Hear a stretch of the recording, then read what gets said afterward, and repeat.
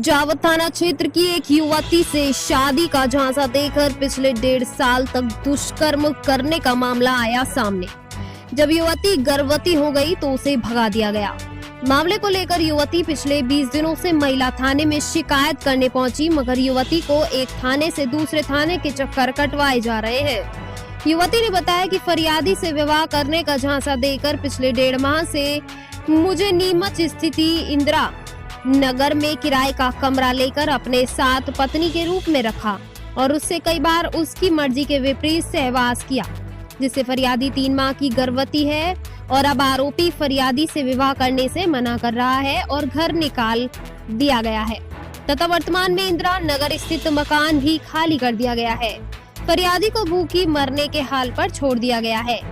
ये ही फरियादी द्वारा आरोपी व उसके पिता चंपालाल मेघवाल बरूखेड़ से विवाह करने का निवेदन भी किया और सारी घटना बताई, जिस पर आरोपी और उसके पिता चंपालाल द्वारा फरियादी को रिपोर्ट करने पर जान से मारने की धमकी दी गई और घर से भगा दिया गया।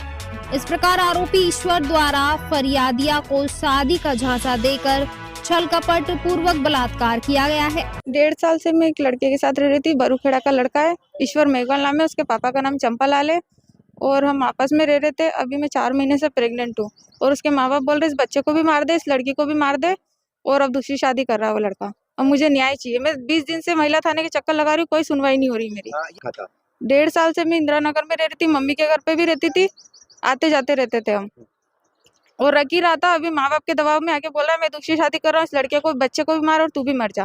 परेशान हो रहे हैं। 22 तारीख को मैंने आवेदन दिया था, कोई सुनवाई नहीं हो रही अभी तक। यहाँ से जावत भेज रहे, जावत से नीमच भेज रहे, यही चक्कर लगा रही हूँ मैं 20 दिन से। न्याय के लिए मुझे न्याय चाहिए, उससे कड़ी से कड़ी सजा मिलनी चाहिए।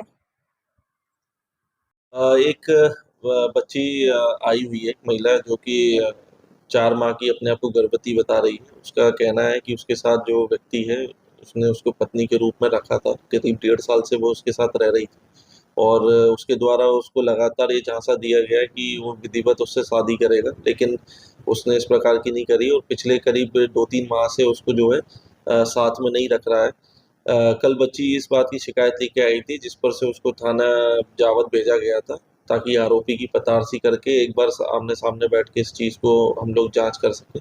लेकिन चूंकि आरोपी लगातार फरार चल रहा है और आज इसमें हम लोग अपराध पंजीबत करा रहे हैं और आरोपी की जल्दी हम लोग इसमें गिरफ्तारी भी करेंगे।